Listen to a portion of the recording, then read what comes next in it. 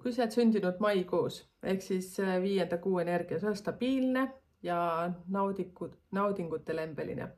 Sa oled sensuaalne, töökas ja usaldusväärne. Sa hindad ilu, mugavust ja kindlustunnet. Raha on sulle ka väga oluline. No kellele ei oleks.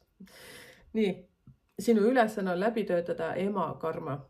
Ole oma eeskujuga talle õpetuseks, kuidas peab elama ja aita tal ennast parandada. Tähtis on parandada suhteid temaga hoolivuse abil. Armastada teda sellisena, nagu ta on ja mõista. Ehk siis see tähendab seda. Kliendid, kes on sündinud maikuus, ehk siis 5. numbri energiaga, tihtipeale nende suhted emaga ei ole olnud head. Seda eelkõige siis nooruspõlves, lapsepõlves.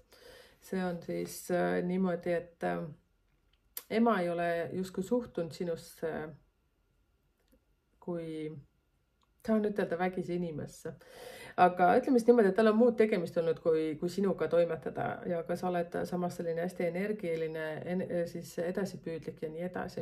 Aga sinu ülesanne on luua perekond ja olla eeskujuks siis oma emale, ehk siis töötada läbi see ema karma ja et su ema nagu saaks sellise pildi sinu perekonnast, et vau, et nii saab ka, umbes ala selline lugu.